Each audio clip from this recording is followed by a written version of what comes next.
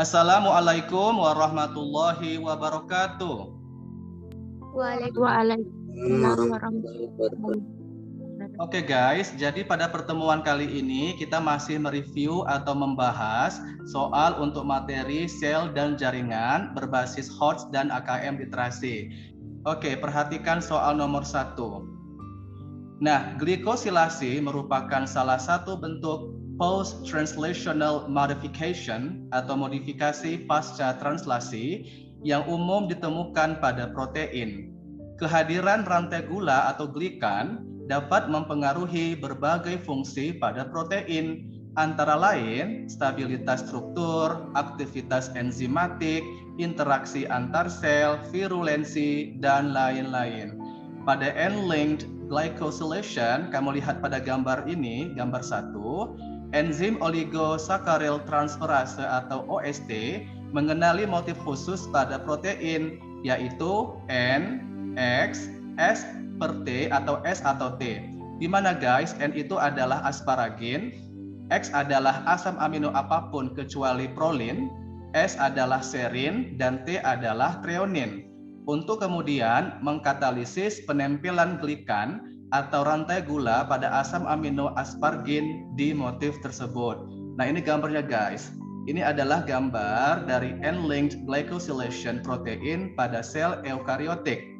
Oke. Nah, yang A ini adalah jalur biosintesis atau biosynthesis pathway pada end-linked glycosylation protein, dan B adalah gambar dari end-linked glycosylation atau glikosilase bertautan N atau nitrogen ya. Nah, pertanyaannya seperti ini guys. Berdasarkan informasi pada gambar di samping, manakah di antara pilihan di bawah yang tepat untuk menunjukkan lokasi seluler dari kompartemen atau organel X? Ini X ya guys. Nah, kira-kira X ini apa nama organelnya? Apakah mitokondria, peroksisom, RE atau retikulum endoplasma, badan Golgi atau sentrosom? Nah, jadi untuk membahas soal ini perlu kamu perhatikan ya penjelasan dari saya. Nanti sama-sama kita diskusikan. Nah, jadi guys, di sini ada istilah end-linked glycosylation kan? End-linked glycosylation atau kita terjemahkan menjadi glikosilase bertautan N. N itu adalah nitrogen guys.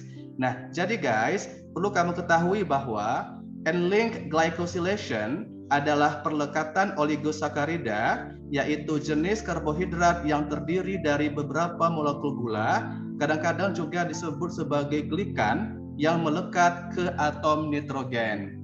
Jadi pada prinsipnya guys, end-linked glycosylation itu adalah perlekatan oligosakarida atau glikan yang melekat ke atom nitrogen. Oke. Nah, end-linked glycosylation itu kita pelajari dalam ilmu biokimia guys. Nanti kalau kamu mengambil jurusan biologi terapan, itu biasanya ada mata kuliah biokimia atau biochemistry. Nah, kamu akan mempelajari tentang end-linked glycosylation dan O-linked glycosylation. Nanti di buku ada ya. Nah, kemudian guys, proses end-linked glycosylation itu terjadi pada organisme eukariotik dan secara luas ditemukan pada archaea, tetapi sangat jarang ditemukan pada bakteri. Nah, jenis hubungan ini sangat penting bagi struktur dan fungsi protein pada organisme eukariotik. Nah, sifat end-linked glikan yang melekat pada glikoprotein ditentukan oleh protein dan sel tempat ia diekspresikan. Sifat ini juga bervariasi guys, atau berbeda antar spesies. Spesies yang berbeda akan mensintesis berbagai jenis end-linked glikan yang berbeda pula. Jadi kalau spesiesnya berbeda, otomatis jenis end-link yang disintesis juga berbeda. Nah, end-linked glycosylation itu berfungsi dalam sistem kekebalan tubuh atau berperan dalam imunitas. Ya, so you have to remember, kamu perlu ingat bahwa end-linked glycosylation itu berperan dalam sistem kekebalan tubuh kita ya. Nah, di sini ada informasi tentang protein. Nah, dari kelima option ini guys, mitokondria, peroksisom, RE, badan Golgi, dan sentrosom, manakah yang berperan dalam sintesis protein? Gampang sekali. RE, Sir. RE, bagus. RE kasar atau RE halus? Lebih tepatnya. RE kasar, Sir. Kenapa RE kasar? Karena RE kasar adalah RE yang permukaannya ditempeli oleh ribosom. Kita semua mengetahui bahwa ribosom juga berperan dalam sintesis protein. Otomatis RE kasar berperan dalam sintesis protein karena di situ ada ribosomnya. Sedangkan RE halus dia berperan sebagai sintesis lemak atau lipid. Bagus jawabannya. Jadi walaupun di sini soalnya susah sekali, tetapi kamu ingat kata kuncinya adalah organel atau kompartemen sel yang berperan dalam sintesis protein adalah retikulum endoplasma, khususnya RE kasar atau rough endoplasm reticulum. Betul, jadi perlu kamu ketahui bahwa proses awal end-linked glycosylation protein atau sintesis protein terjadi di lumen retikulum endoplasma. Oke, soal nomor 2 guys. Nah ini pertanyaan sama. Ya, ini nggak perlu saya ulangi lagi, langsung kita baca pertanyaannya. Pemasangan glikan atau rantai gula pada protein pada reaksi end-linked glycosylation terjadi karena adanya apakah interaksi hidrogen, ikatan kovalen, ikatan van der Waals, ikatan ionik, atau ikatan peptida? Apa jawabannya guys? Nah, di sini kamu harus belajar tentang biokimia dasar ya, atau prinsip-prinsip biomolekul pada organisme makhluk hidup. Nah, di sini ada istilah-istilah penting guys, ada berbagai macam ikatan atau bonding. Nah, kita bahas ya guys. Nah, OST atau singkatan dari oligosaccharil transferase. Ingat, kalau ada ujung-ujungnya ase, itu adalah enzim ya guys. Kalau ada misalnya amilase, lipase, itu adalah jenis-jenis enzim. Oke? Nah, jadi Bapak ulangi, OST atau enzim oligosaccharil transferase mengkatalisis pembentukan ikatan kovalen antara gugus hidroksil pada glikan dengan gugus amida pada aspargin. Apa jawabannya guys? Ikatan kovalen, Sir. Bagus. B, ikatan kovalen. Nah, Bapak ulangi guys ya. Nah, ikatan kovalen adalah ikatan yang terbentuk oleh valensi dari masing-masing atom. Contoh dari ikatan kovalen adalah CO2 atau karbon dioksida guys. Ikatan kovalen terjadi ketika masing-masing atom dalam ikatan tidak mampu memenuhi aturan oktet dengan pemakaian elektron bersama dalam ikatan kovalen. Masing-masing atom memenuhi jumlah oktetnya. Pernah kamu belajar tentang konfigurasi atom sama Bu Anggi? Pernah. Nah, berarti masih berhubungan sama pelajaran kimia ya guys, namanya adalah biokimia. Nah, hal ini mendapat pengecualian untuk atom hidrogen yang menyesuaikan diri dengan konfigurasi atom dari helium. Helium adalah gas apa? Helium disebut sebagai gas mulia atau noble gas. Kenapa disebut sebagai gas mulia? Karena dia stabil, ya. Nah, jadi helium sebagai gas mulia untuk mencapai tingkat kestabilannya. Nah, selain itu, elektron-elektron yang tidak terlibat dalam ikatan kovalen disebut dengan elektron bebas. Nah, jadi jawabannya adalah ikatan kovalen. Nah, kemudian di sini ada istilah interaksi hidrogen atau ikatan hidrogen, ya. Nah, ikatan hidrogen adalah pengikatan satu atom hidrogen oleh dua atom lain yang berbeda. Ikatan ini dapat dibentuk di antara molekul-molekul tidak bermuatan maupun molekul yang bermuatan. Nah, kemudian ikatan van der Waals. Ini adalah daya tarik non-spesifik yang berperan pada saat dua atom berjarak 3-4 angstrom. Terjadi pada saat dua atom berdekatan sehingga terjadi penolakan dan penarikan yang bersifat dipolar atau elektrostatis dan jauh lebih lemah daripada ikatan hidrogen. Kemudian ikatan ionik adalah ikatan antara dua gugus dengan muatan berlawanan. Contohnya adalah ikatan antara substrat dan enzim. Jarak optimal ikatan ini adalah 28 angstrom. Sedangkan ikatan peptida adalah ikatan antara gugus karboksil suatu asam amino dengan gugus amino dari asam amino yang lain. So the answer is B, ikatan kovalen atau covalent bonding. Paham ya? Oke, lanjut kita bahas soal nomor 3. Ini berkaitan dengan kultur sel ya, atau cell culture. Nah, suatu percobaan atau eksperimen dilakukan untuk memperoleh informasi tentang karakteristik atau ciri-ciri siklus sel hewan tertentu. Kultur sel hewan yang populasinya tersebar dalam berbagai tahapan siklus sel atau bersifat asinkronus diberi pendedahan atau paparan singkat dengan timidin radioaktif sebelum kemudian dibilas dan ditumbuhkan kembali di medium baru yang mengandung timidin non-radioaktif. Di bawah ini ditampilkan diagram ilustratif pengamatan mikroskopik dari sel hewan tersebut sesaat setelah ditumbuhkan atau dikulturkan di medium baru. Nah, ini gambarnya guys. Coba kamu hitung manakah kultur sel yang ada titik atau dot hitamnya. Ada berapa di sini guys? 1, 2, 3, 4, 5, 6, 7, 8, 9, 10 ya guys. Ingat, jadi ada 10 titik hitam yang berada di kultur sel ini. Kemudian kita hitung bareng-bareng, ini adalah jumlah totalnya 60 ya guys. Ada 60 kultur sel yang ditumbuhkan di medium ini. Ini biasanya pakai medium agar ya, atau agarus. Nah, pengamatan dot atau titik hitam tadi menunjukkan kehadiran molekul radioaktif di dalam sel. Pengamatan pertumbuhan sel menunjukkan terjadinya peningkatan populasi sel hewan dari 2 kali 10 pangkat 6 atau 20 juta menjadi 8 kali 10 pangkat 6 atau 80 juta. Jadi ada peningkatan populasi dari 20 juta menjadi 80 juta setelah dilakukan 36 jam pertumbuhan atau kurang lebih 1,5 hari pertumbuhan guys. Selain itu, pengamatan secara periodik pada sel-sel yang mengalami mitosis menunjukkan kehadiran kromosom berlabel radioaktif lebih kurang 6 jam setelah proses pendedahan atau paparan atau diberikan timidin radioaktif. Nah, jumlah sel yang mengalami mitosis di dalam populasi lebih kurang konstan atau tetap sekitar 5,6%. Nah, berdasarkan statement ini, berapakah lamanya waktu fase S atau fase sintesis pada siklus sel hewan tersebut? Apakah 1 jam, 3 jam, 7 jam, 10 jam, atau 12 jam? Oke, nah di sini ada pembahasannya, perhatikan ya.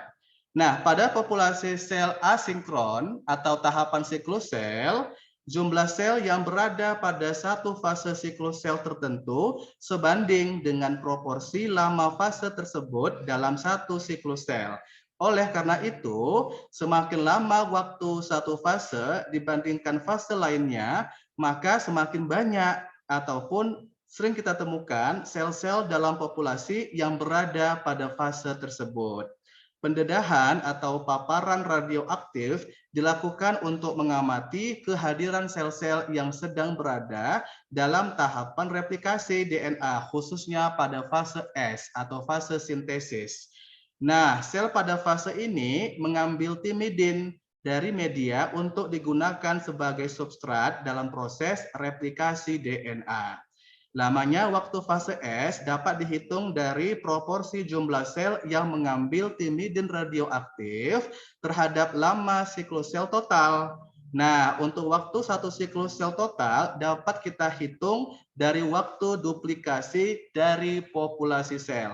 Nah, inilah pembahasannya guys. Kenapa hasilnya bisa ini ya?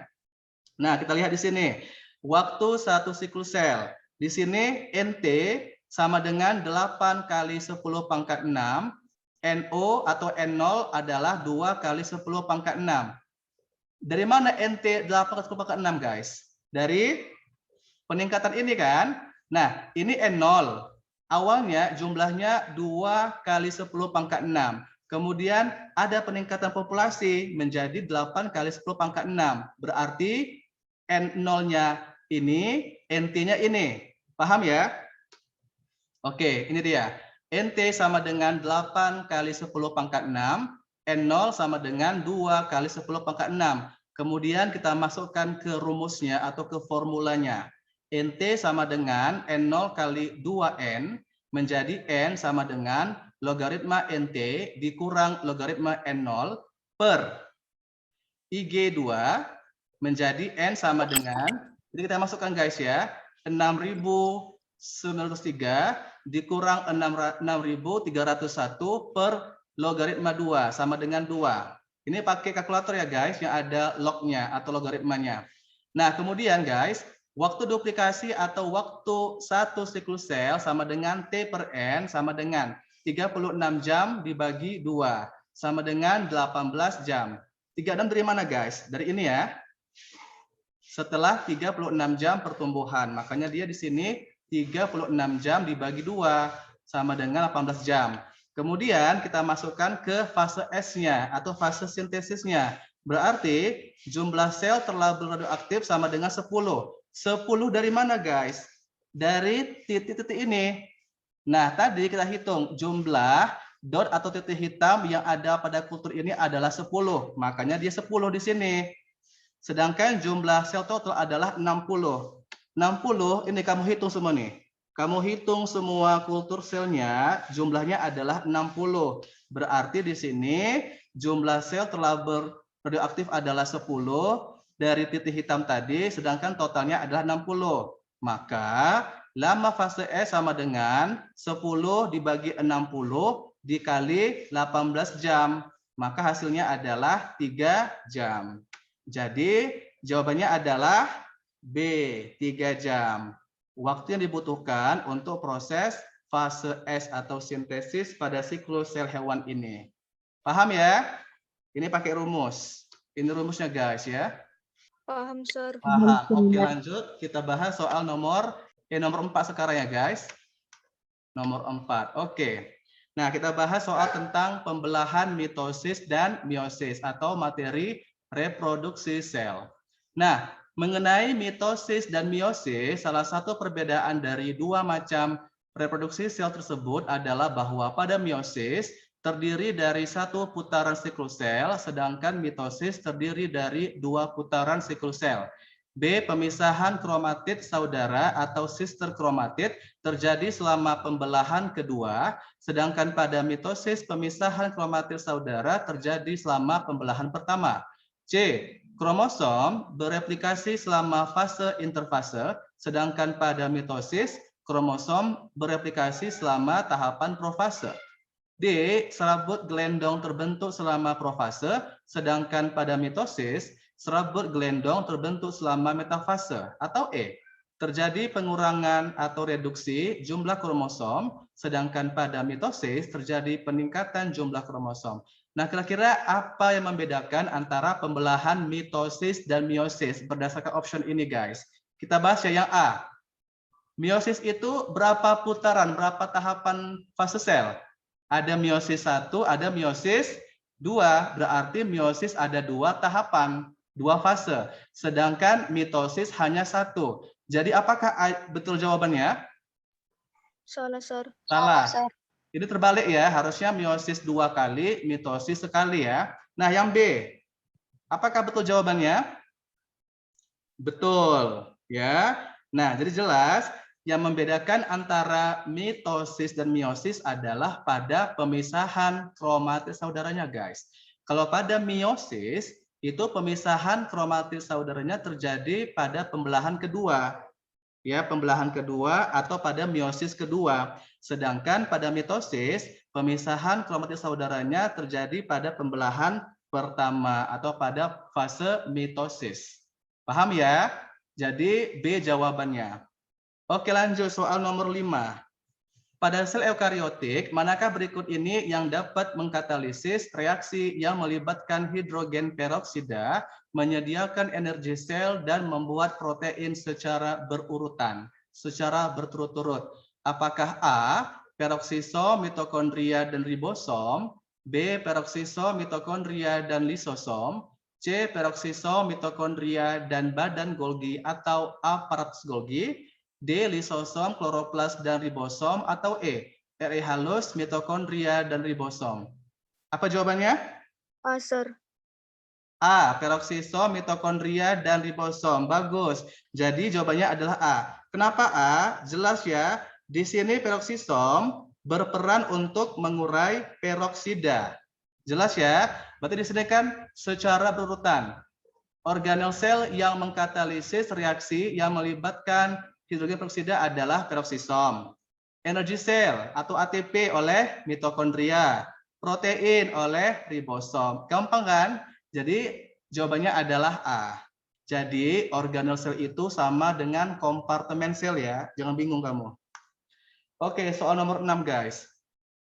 Grafik di bawah ini menggambarkan data dari sebuah eksperimen atau percobaan di mana tingkat antibodi dari dua antigen berbeda, yaitu A dan B, diukur berdasarkan reaksi terhadap antigen tersebut.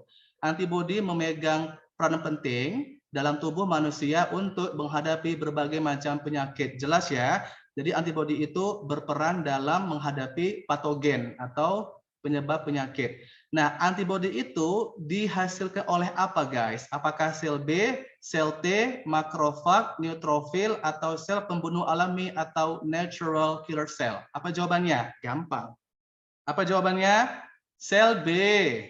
Antibodi itu dihasilkan oleh sel B atau sel limfosit B. Ya, ingat, sel limfosit B atau sel B berdiferensiasi menjadi sel plasma yang memproduksi atau menghasilkan antibodi dan sel memori yang berperan dalam respon imun sekunder. Ingat, sel B itu adalah limfosit yang berperan penting pada imunitas humoral. Sedangkan limfosit T atau sel T berperan dalam imunitas seluler. Ya, jadi fungsi utama sel B itu adalah untuk membuat antibodi melawan antigen. Jadi sel B adalah komponen dari sistem imun adaptif. Jelas ya? Jadi antibodi itu dihasilkan oleh siapa? Sel B atau sel limfosit B. Paham? Paham, Sir. Paham, bagus. Oke, pertanyaan berikutnya nomor 7. Akar tumbuhan dapat dibedakan menjadi dua tipe berdasarkan ada tidaknya akar utama. Akar tumbuhan monokotil atau berkeping satu tergolong tipe akar serabut, sedangkan akar tumbuhan dikotil atau berkeping dua tergolong tipe akar tunjang atau akar tunggang. Untuk membantu penyerapan air dan mineral, kedua tipe akar memiliki rambut-rambut akar distal. Nah, apa itu rambut akar? Apakah A, perluasan dari endodermis akar, B, perluasan satu sel yang menyerap air dari tanah, C, sel epidermis akar yang terspesialisasi, D, perluasan multiselular epidermis akar, atau E, hasil diferensiasi atau pendewasaan dari korteks akar. Apa jawabannya, guys? Jadi rambut akar itu adalah perluasan sitoplasma sel-sel epidermis akar yang berguna untuk memperluas area penyerapan. Jadi jawabannya adalah C ya, C. Oke, Bapak ulangi. Rambut akar merupakan perluasan sitoplasma sel-sel epidermis akar yang berguna untuk memperluas area penyerapan. Jadi yang mengalami perluasan tidak hanya satu sel saja atau uniseluler, tetapi juga multiseluler atau lebih dari satu sel. Oke, nah bisa dikatakan bahwa rambut akar atau bulu akar merupakan bentuk khusus atau spesialisasi dari sel-sel epidermis akar. Jadi jawabannya adalah C. Makanya di sini soalnya menjebak ya guys, soalnya mengandung distraksi. Hati-hati di sini. Memang betul yang disampaikan oleh si Zuriyah tadi, bahwa rambut akar itu merupakan perluasan dari epidermis akar. Namun di situ tidak hanya bersifat multi saja, tetapi juga uniselular. Paham sampai di sini? Paham, Sir. Paham, bagus. Oke, kalau Bapak suka membuat soal-soal yang memiliki pengecoh ya, hati-hati kamu. Kamu harus bisa membaca soal lebih jeli lagi ya, lebih teliti lagi. Oke, soal terakhir Bapak rasa nomor 8 ya. Jaringan dasar yang memiliki peran sebagai penyokong bisa berupa jaringan kolenkim ataupun jaringan sklerenkim. Berikut ini adalah ciri-ciri yang membedakan antara jaringan kolenkim dari sklerenkim, yaitu A, sel-sel pada jaringan kolenkim tidak memiliki kemampuan untuk memanjang. B, dinding sel jaringan kolenkim tidak mengandung senyawa lignin. C, jaringan kolenkim kehilangan sebagian besar organel selnya saat mencapai dewasa atau matang. D, dinding sel pada jaringan kolenkim mengalami penebalan primer dan sekunder oleh lignin. Atau E, sel-sel pada jaringan kolenkim berukuran besar dan tipis, umumnya berbentuk segi 6. Apa jawabannya guys? Yang membedakan antara kolenkim dengan sklerenkim. Kamu harus tahu ciri-ciri dari kolenkim, ciri-ciri dari jaringan kolenkim. Oke, perhatikan ya guys, pay attention to my explanation. Jaringan kolenkim saat dewasa masih dikatakan sel yang hidup atau mengandung protoplas. Sedangkan sklerenkim saat dewasa kehilangan protoplasmanya sehingga disebut sel mati. Jadi kolenkim sel hidup atau mengandung protoplasma, sedangkan sklerenkim termasuk sel mati karena sudah kehilangan protoplasmanya. Itu satu perbedaannya ya guys. Kemudian selanjutnya, perbedaan antara kolenkim dengan sklerenkim adalah ada tidaknya senyawa lignin. Jelas.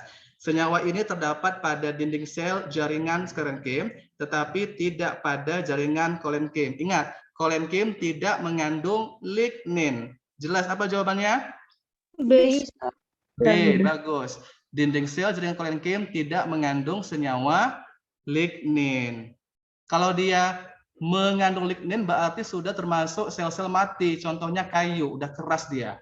Dia mengalami penebalan, ya, penebalan pada zat ligninnya atau termasuk lignifikasi kan, proses pembentukan lignin. Nah, sifat utama dari kolenkim adalah sel-sel penyusunnya hidup dan dinding selnya banyak mengandung selulosa tetapi tidak mengandung lignin. Jadi ingat, kolenkim mengandung selulosa dan hemiselulosa atau pektin, tapi tidak mengandung lignin. Jelas ya perbedaan antara kolenkim dengan sklerenkim. Oke, demikianlah pemaparan materi pada pagi hari ini tentang review atau pembahasan soal pada materi sel dan jaringan. Apabila ada pertanyaan, silakan ditanyakan di grup kita atau nanti apabila videonya sudah diupload ke YouTube, silakan dibuka ya. Oke, terima kasih atas perhatiannya. Wassalamualaikum warahmatullahi wabarakatuh.